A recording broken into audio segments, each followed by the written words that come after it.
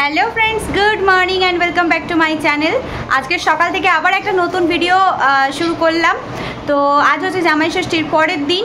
তো সকালবেলা উঠে আমাদের চাটা খাওয়া সমস্ত কিছু কমপ্লিট হয়ে গেছে, সেটা তোমাদের সাথে শেয়ার করা হয়নি। তো তারপর এখন একটু রেডি হয়ে নিলাম। আর আজকে সকালে আমরা ব্রেকফাস্ট করতে এখন বসেছি। তো ব্রেকফাস্টে হচ্ছে পায়েস আর মিষ্টি। তো তোমাদের দাদাভাই খাচ্ছে পায়েস আর মিষ্টি, আর আমি খাবো মুড়ি দিয়ে পায়েস। প্রায় অনেক দিন হয়ে গেছে খাই না।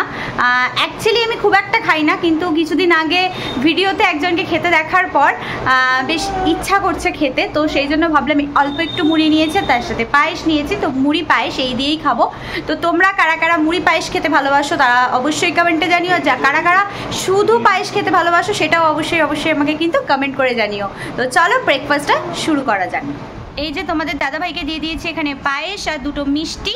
এটাই হচ্ছে তোমাদের দাদাভাইয়ের আজকের ব্রেকফাস্ট। আর এই যে এখানে রয়েছে আমার জন্য মুড়ি আর পায়েস। তো চলো চটপট করে আগে খাওয়া দাওয়াটা সেরে নিই। তো এখন খাবো মুড়ি আর পায়েস। তো তার আগে একটুখানি তোমাদের দাদাভাই বললো যে মিষ্টি খেতে, যেহেতু আমি মিষ্টি নিইনি তাই বললো যে আমার ওর থেকে আর কি মিষ্টি খেতে। তো আমরা এরকম ভাগাভাগি করেই খাই। তবে হ্যাঁ, এমন নয় যে মিষ্টি ছিল না, মিষ্টি কিন্তু ছিল, বাট আমি খাইনি। তো যাই হোক, তো এই যে দেখো মুড়ি পায়েস খাচ্ছি, বেশ ভালোই লাগছে।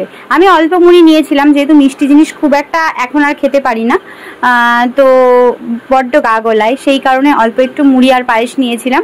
এটা দিয়ে ব্রেকফাস্ট করব, তারপর কিন্তু রান্না বান্না করব মায়ের হাতাহাতি। তো ব্রেকফাস্টটা আগে করে নিই, তারপর কি কি রান্নাবান্না করব তো সবটাই তোমাদেরকে দেখাবো। আর কি কি আজকের রেসিপি আছে, প্লাস জামাই ষষ্ঠীর দিনও যা যা রয়েছে সব দিয়েই আজকে লাঞ্চ হবে। তো চলো আগে ফাটাফাট খেয়ে নিই। তো আমরা ফ্রেশ হয়ে আমি স্নান টান করে চলে এলাম। তো এবার করব লাঞ্চ। তো চলো কি কি লাঞ্চে আছে তোমাদের আগে চটপট দেখিয়ে দিই। এই যে দেখো ডিম কষাটা একদম আমি বানিয়েছি। তো মা সবই জোগাড় টোগাড় করে দিয়েছে। ডিম কষাটা বানিয়েছি বেসিক্যালি আমি আর মা খাবো না, খাবে হচ্ছে তোমাদের দাদা ভাই আর আমার বাবা। আর এই যে দেখো গতকালের চিকেন যেটা ছিল সেটাকে গরম করে নিচ্ছি ভালো করে। তো যেহেতু ফ্রিজের জিনিস, তো একটু বার করে গরম না করলে হয় না। সাদা ভাত রয়েছে, ভেজ ডাল কালকের, এখানে রয়েছে চাটনি, মিষ্টি,